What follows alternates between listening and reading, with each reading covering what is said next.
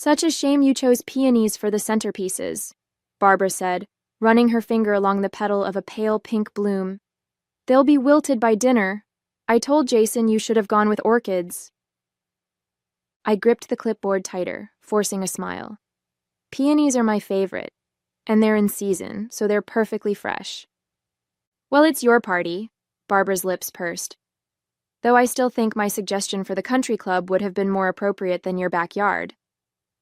We wanted something intimate, I replied. Something that felt like us. Barbara's eyes narrowed slightly. Yes, well, you've always had unique tastes. My name is Aubrey Collins, 29 years old, and today marks my 3rd wedding anniversary with Jason. For 6 months, I've been planning this garden party at our home in Lexington, Kentucky, arranging catering, decorations, and entertainment for 30 of our closest friends and family. I wanted tonight to be perfect, a celebration of our love and the life we've built together. There was just one persistent cloud over my preparations. Barbara Collins, my mother-in-law, who had insisted on arriving hours early to help. Her version of helping consisted mainly of criticizing my choices and reminiscing about how she would have done things differently.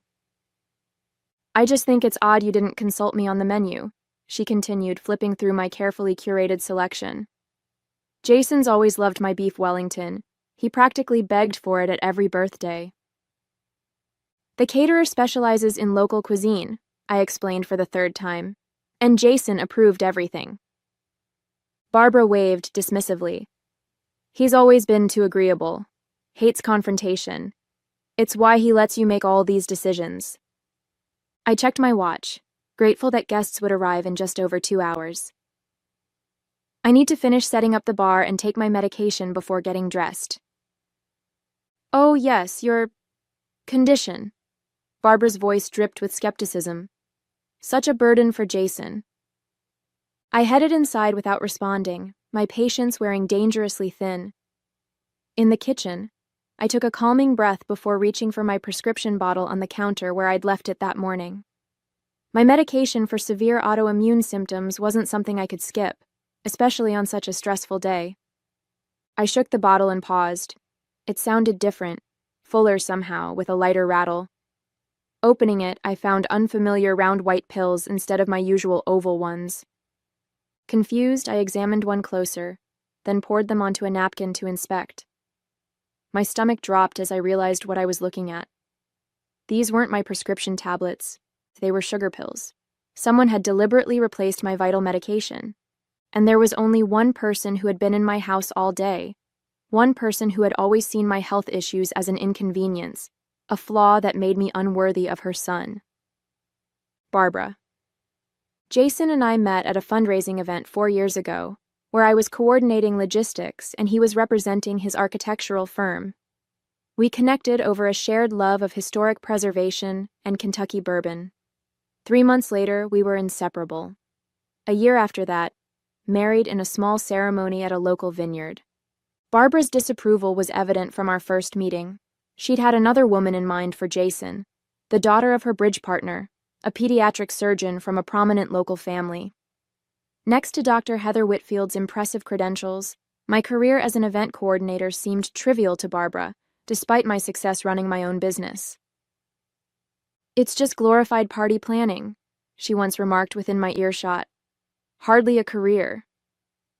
When Jason proposed, Barbara's campaign against me intensified. She questioned my health issues, the autoimmune condition I'd managed since college, suggesting I might be exaggerating for attention. She accidentally included shellfish, which I'm severely allergic to, in dishes she prepared for family dinners.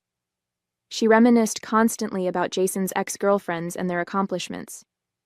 Despite her efforts, Jason and I built a happy life together. He supported my business as it grew, and I cheered him on when he made partner at his firm.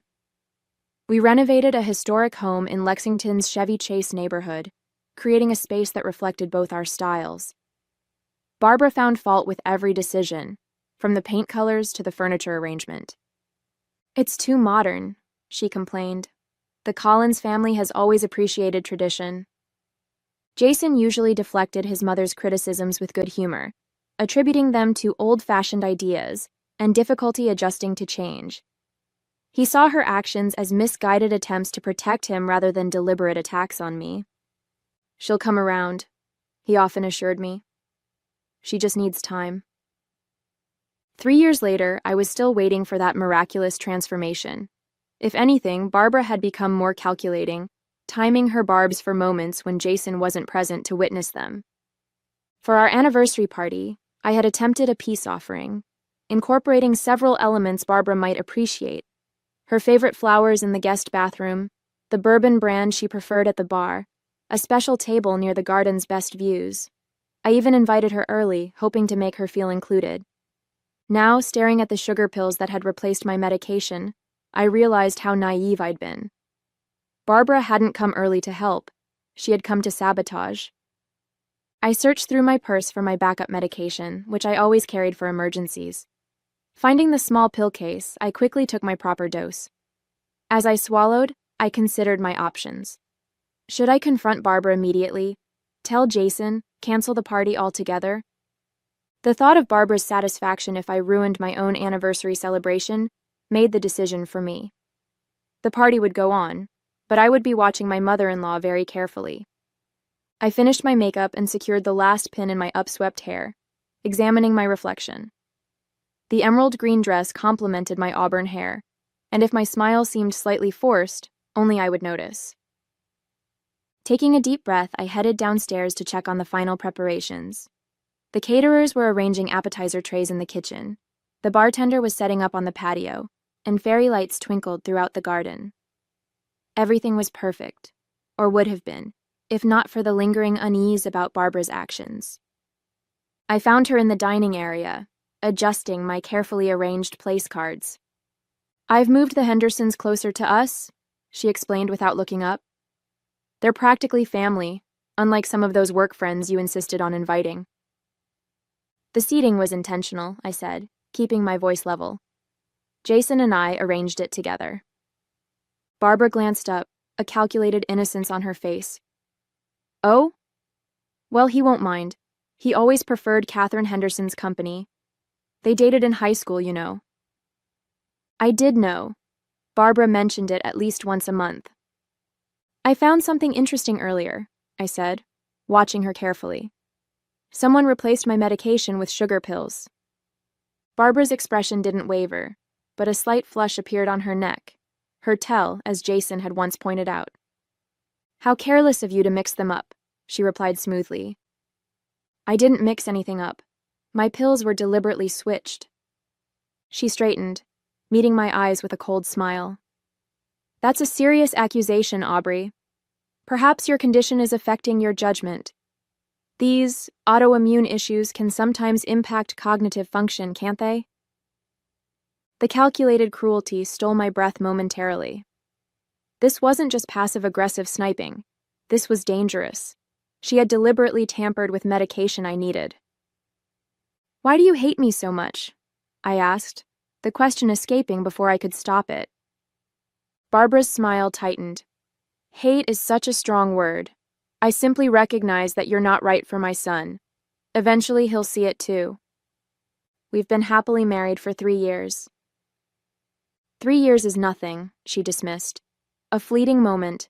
Jason needs someone who will enhance his life, not complicate it with health problems and frivolous career choices." As she turned back to the place cards, rearranging them to her preference once more, a terrible clarity came over me. Barbara wasn't simply difficult or overprotective. She was actively working to undermine my marriage, my health, my confidence. And she wouldn't stop. "Maybe you'll finally leave my son," she added softly, almost to herself. I stood frozen, the full implication of her words sinking in. She hadn't just wanted to make me ill for the party. She had hoped a medical episode might strain our marriage beyond repair. This was sabotage on a level I hadn't imagined possible. Jason's voice broke the moment as he came through the front door. "Hello? The florist just delivered more greenery. Where should I put it?" Barbara's demeanor shifted instantly, her voice warming. "In the kitchen, darling. Everything looks wonderful." As she brushed past me to greet her son, her eyes flashed a clear message.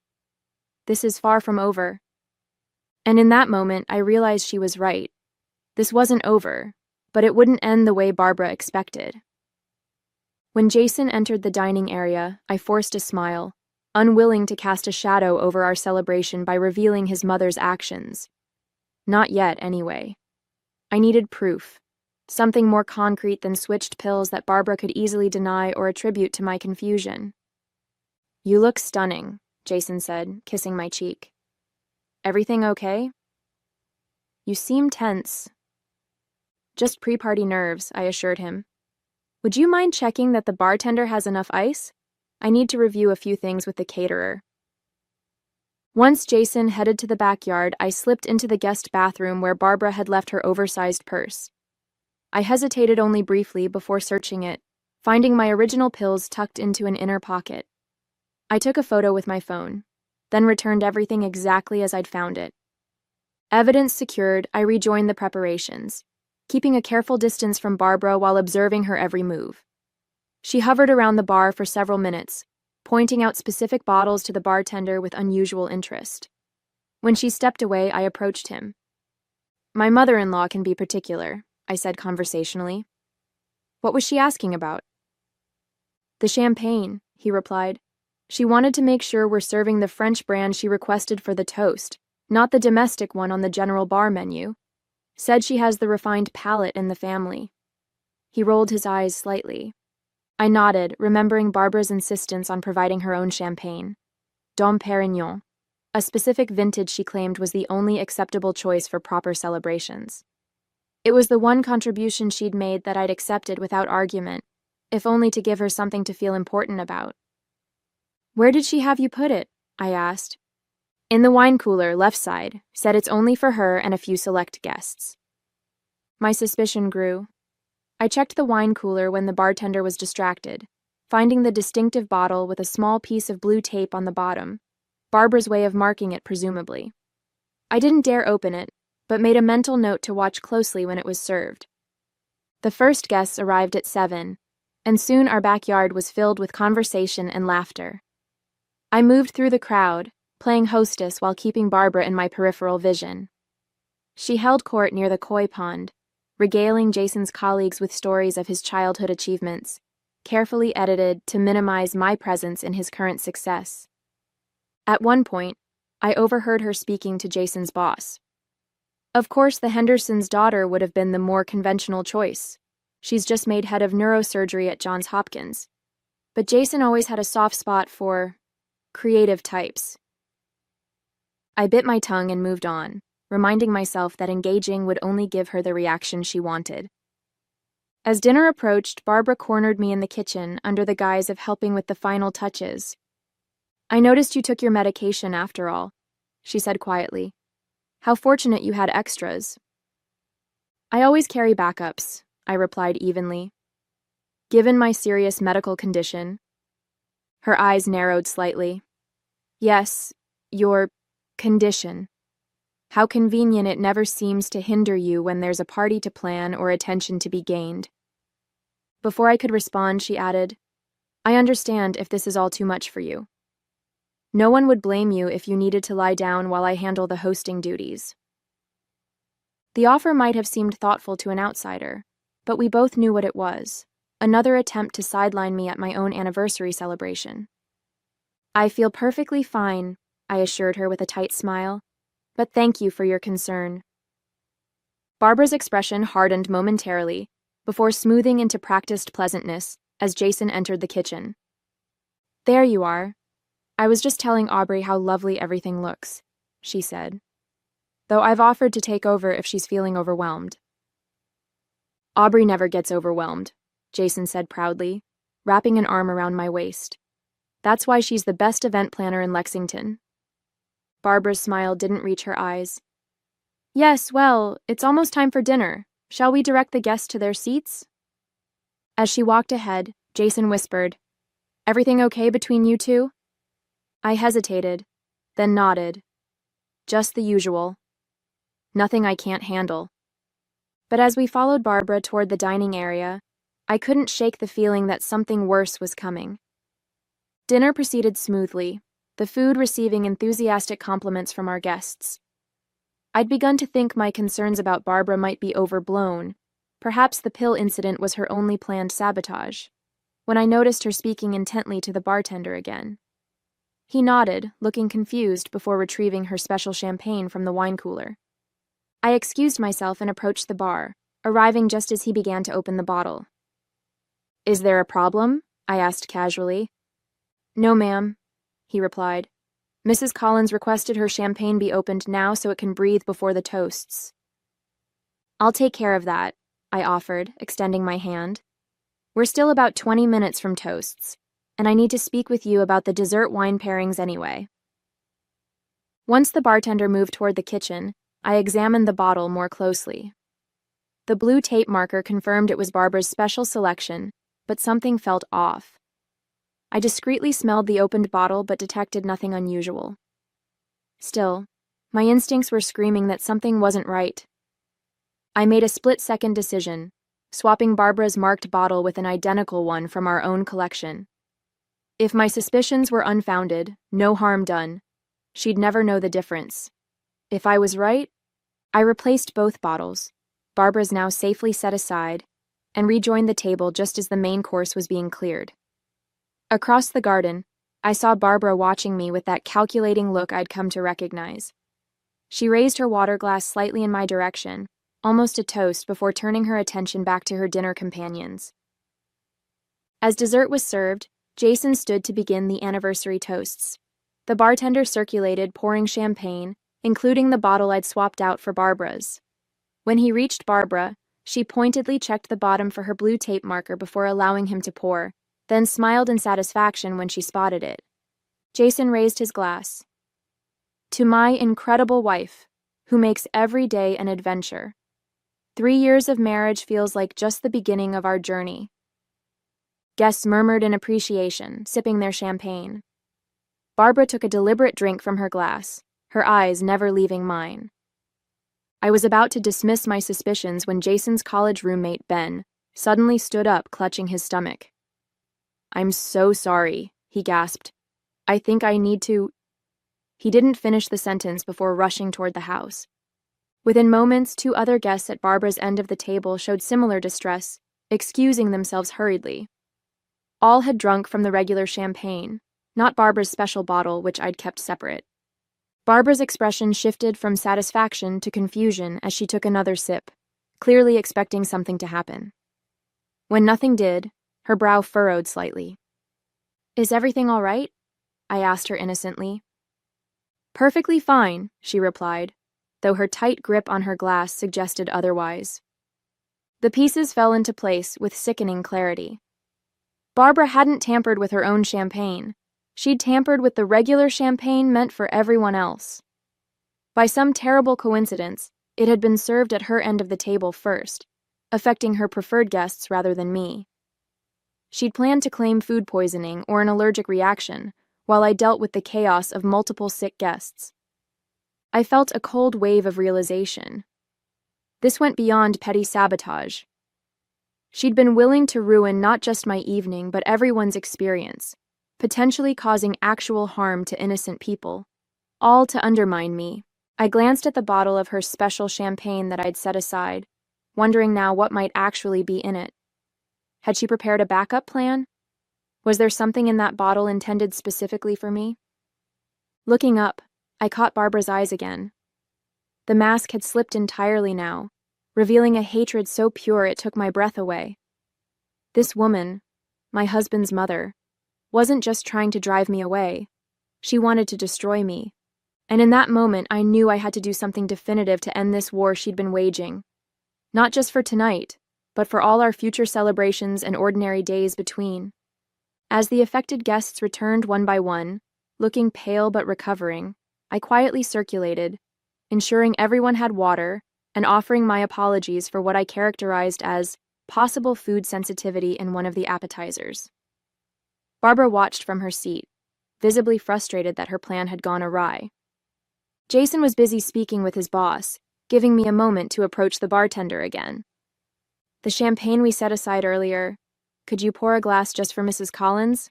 I asked quietly. She's mentioned the other bottle doesn't taste right to her. Of course, he nodded, retrieving Barbara's original bottle, the one I suspected might contain something unpleasant meant for the general guests. I carried the fresh glass to Barbara myself. I noticed you weren't enjoying the champagne, I said pleasantly. This is from your special bottle, the one with your marker on it. Her eyes lit with recognition, and she took the glass with a satisfied smile. How thoughtful. This vintage is exceptional, wasted on most palates, but perfect for a true connoisseur. A toast, then, I suggested, raising my own glass of the regular champagne. To family. Barbara clinked her glass against mine and took a deep sip, clearly savoring what she believed was her untampered selection. I watched her closely, wondering what exactly she had added to the champagne and how quickly it might take effect. I didn't have to wait long.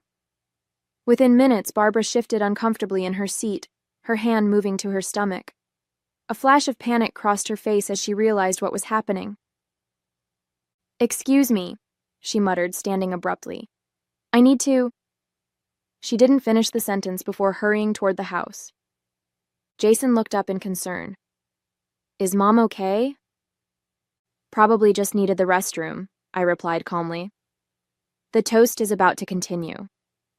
As planned, our closest friend David rose to deliver the next speech. By the time he finished his heartfelt tribute to our marriage, Barbara had not returned. 10 minutes later, there was still no sign of her. "Maybe I should check on Mom," Jason suggested, looking worried. "I'll go," I offered. "You should stay with our guests." I found Barbara in the upstairs bathroom, the door locked. "Barbara? Are you all right?" I called, knowing perfectly well she wasn't. "Go away," came her strained voice. "Should I call a doctor? Was it something you ate or drank?" There was a pause before the door opened just enough to reveal Barbara's ashen face.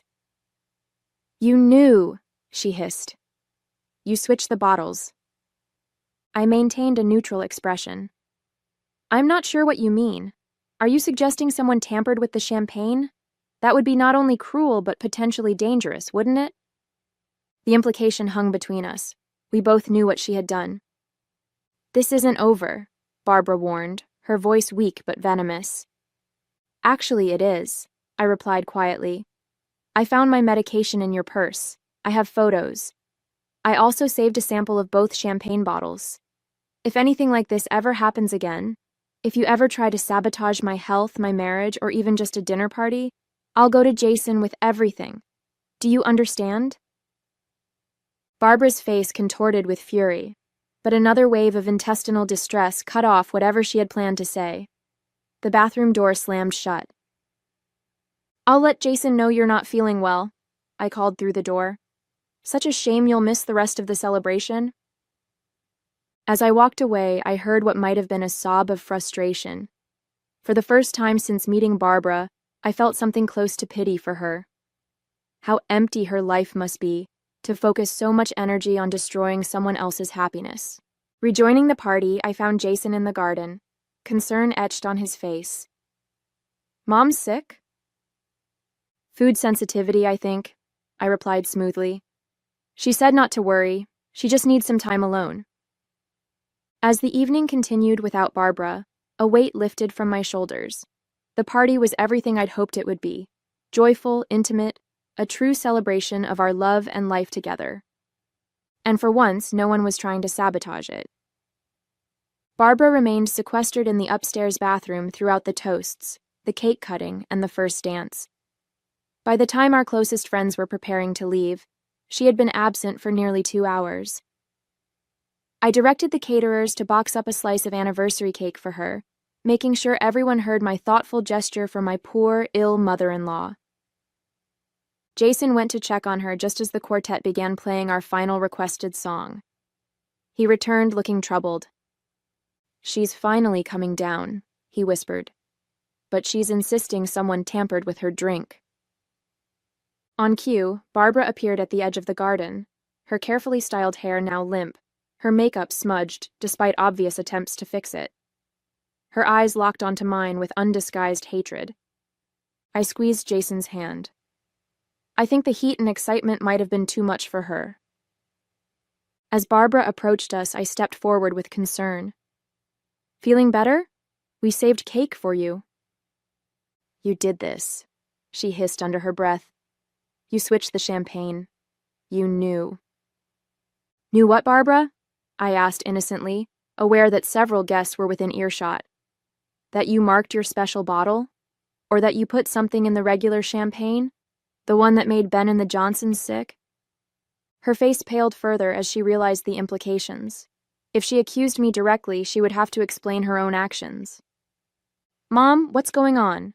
Jason asked, his brow furrowed with confusion. Barbara struggled visibly, caught between her desire for revenge and self-preservation. Nothing, she finally said. I'm just not feeling well. Such a shame you missed most of the party, I said, handing her the cake box, especially after you arrived so early to help. The emphasis on help wasn't lost on Barbara. Her hands shook slightly as she took the box. Perhaps next time you'll be able to enjoy the whole celebration, I added, without any unexpected interruptions. Barbara's eyes narrowed at the implied threat, but with Jason and the remaining guests watching, she could only manage a tight smile. Yes, next time.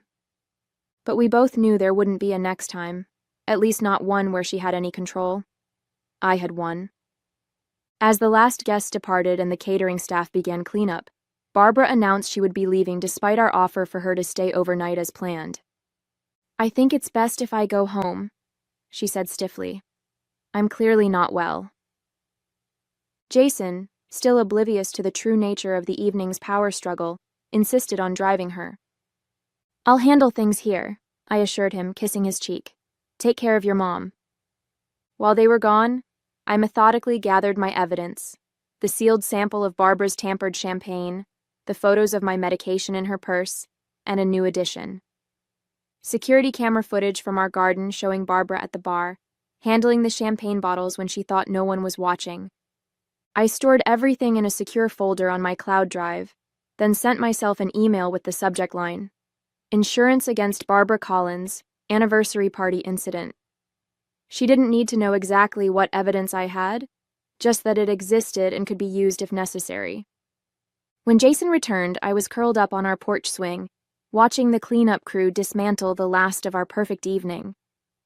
Mom says she's never coming to another event you organize, he sighed, sitting beside me. What really happened tonight? I rested my head on his shoulder. Let's just say your mother and I reached an understanding. That sounds ominous, he said, but his tone was lighter than I expected. It's actually liberating, I replied. I think we'll have a much more peaceful relationship going forward. 2 days later, a stiff note arrived from Barbara, declining our Thanksgiving invitation with a vague reference to prior commitments. The following week, she announced plans to vacation in Europe for Christmas, her first holiday away from Jason in his entire life. As I pinned her note to our kitchen bulletin board, I couldn't help but smile. Sometimes the best revenge isn't just about winning the battle, it's about changing the entire war. And our future celebrations would be perfectly peaceful without Barbara's presence, just as I had planned all along.